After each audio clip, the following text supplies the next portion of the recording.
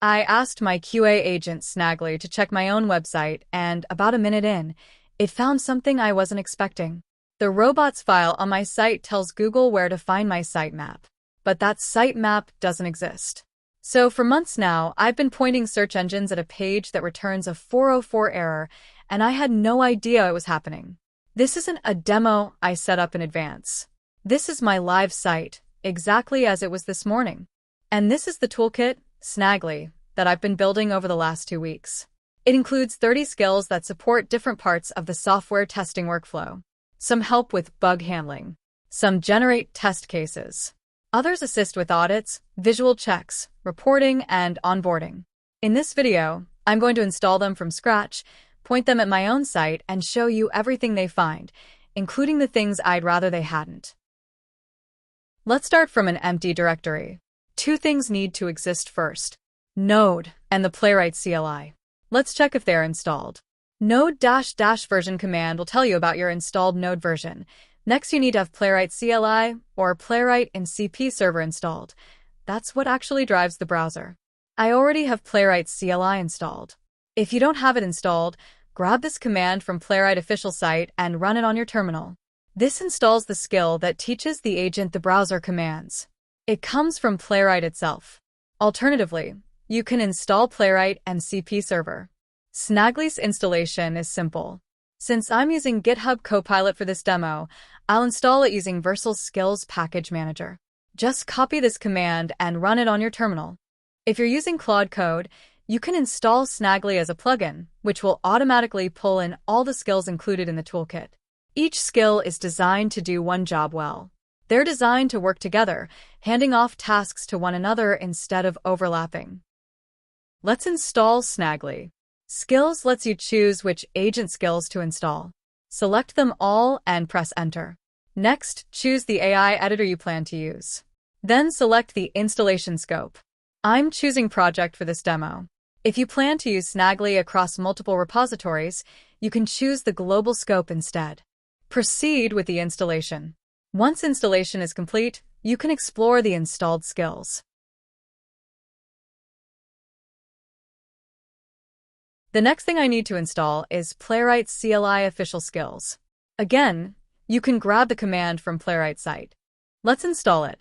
As you can see, the installation created a few additional folders. One contains the Playwright CLI skills, and another is an empty folder that Playwright CLI will use during execution. Since I want to test a site that requires authentication, the agent will need to log in at some point. Let's create an environment file to store the credentials securely. It contains the names of the environment variables and their corresponding values. This file is excluded from version control, and the actual credential values are never exposed to the agent. Now here's something worth adopting whether or not you ever use this toolkit. Instead of having automation type my password on every single run, I open the site using Playwright CLI, and I log in once, by hand, myself, in a real browser. And then I save the session as auth.json. That file is now, in practical terms, a password.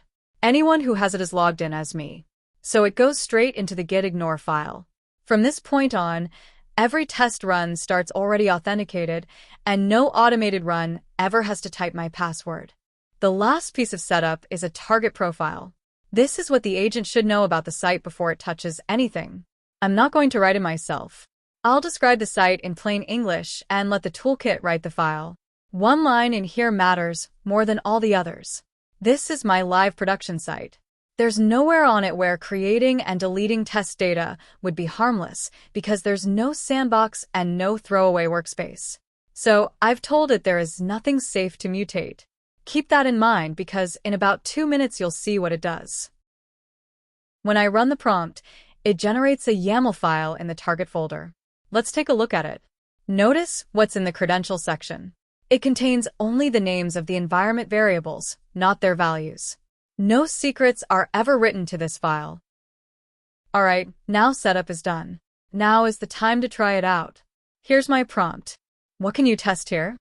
I didn't name a skill and I didn't tell it which site to look at because it read that from the profile. It's listing every check it can run, described in terms of what each one would do, and then asking what I want. That's the design goal. You shouldn't have to memorize 30 skill names in order to get value out of these skills. Now, let's ask it to do something it shouldn't. Here's my prompt. Run the CRUD tests against my site. CRUD stands for Create, Read, Update, and Delete. It refers to testing whether data can be created, retrieved, updated, and deleted correctly. On a live site, that means creating and deleting real records. And it stops. Not because I asked it to, but because of the profile I created a few minutes ago. I told it there wasn't a safe place to make changes, and now it's enforcing that rule. There are two details here worth noticing. First, it offers to proceed if I explicitly accept the risk, making it cautious rather than overly restrictive. Second, it lets me record a safe account by simply naming one. That way, a decision I make once becomes persistent knowledge that is reused in every future run. I don't want to modify my production data, so I chose option 1. It then offered to continue with safe, read-only operations, such as performing read-only checks against the site. Now, the actual work.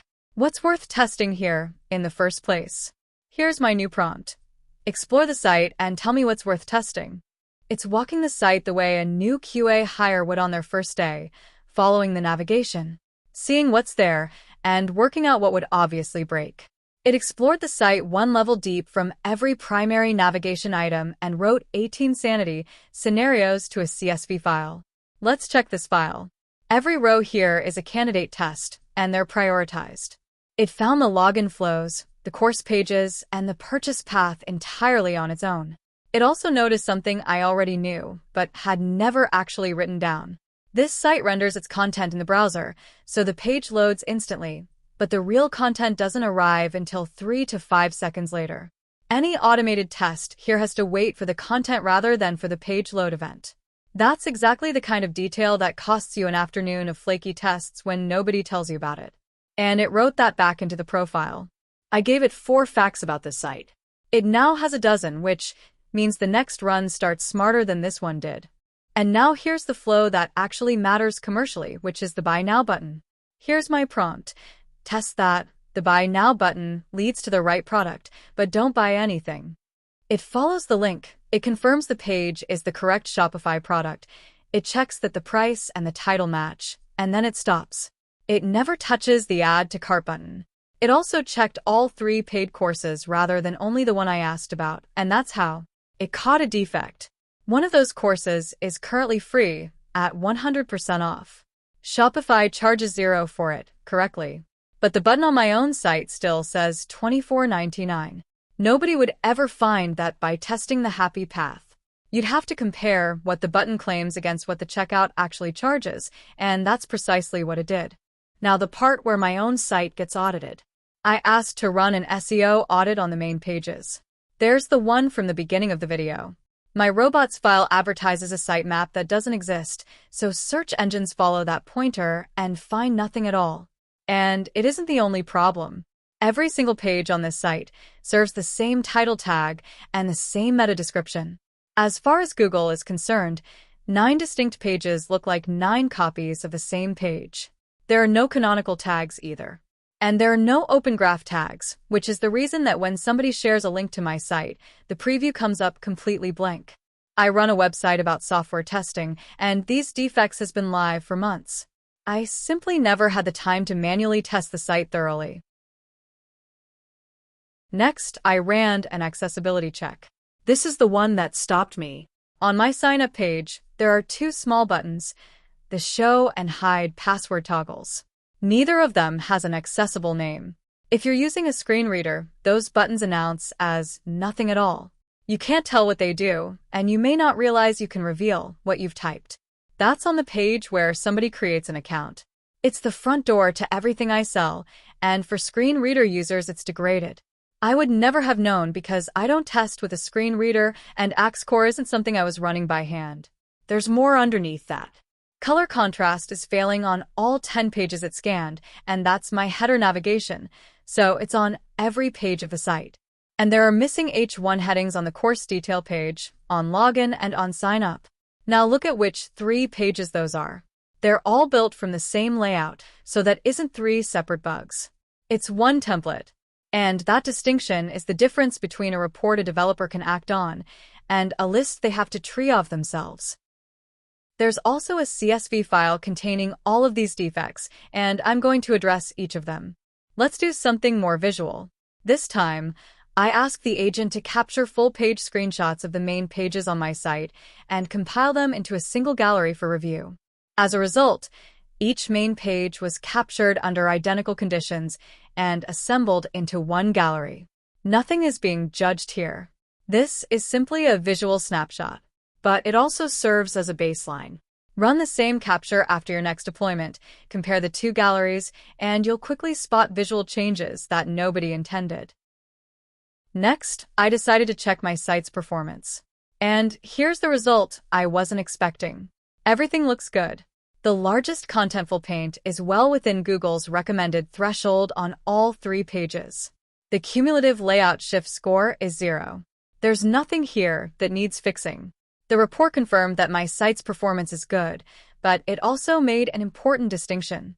These are lab metrics from a single test run, not real-world field data that Google uses to evaluate page experience. It's clear about what it knows and what it doesn't. It also generated a CSV report containing all the performance metrics and supporting details for future reference.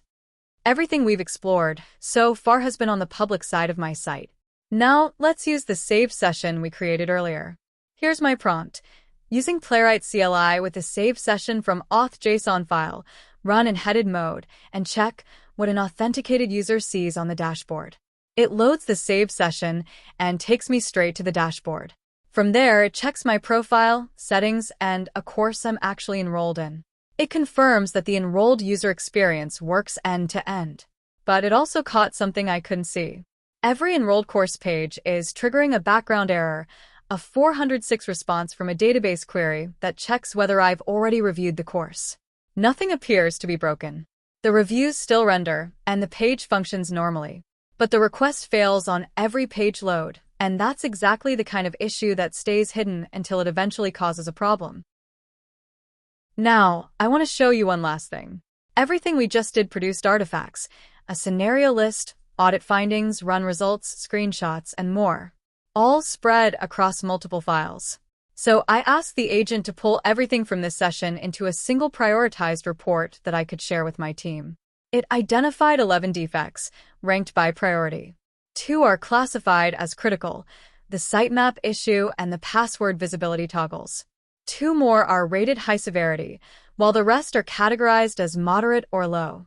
Every finding is linked back to the evidence that supports it. That's the kind of report I can hand directly to a developer or share with my team without making any edits. So that's one command to install and one file to describe your site. Everything you've seen is open source and free. It's called Snagly, and the repo link is in the description along with the install commands. There are 2 things I'd like to leave you with. First, the findings were real. This is my own site, and I didn't fix anything before recording this. If you point this at your own work, you should expect to uncover similar findings, and that's exactly the point. Second, the moments when it refused to proceed are just as important as the moments when it worked. It wouldn't modify production data. It wouldn't complete a purchase. It wouldn't make up a result it hadn't actually verified. An AI that tests software is only valuable if you can trust the information it provides. In the next video, I'm going to fix everything you saw today and then have the toolkit verify that those fixes were successfully implemented. I'll see you in the next one. If you enjoyed this video, please like and subscribe for more real-world AI tips for software testers. Happy testing!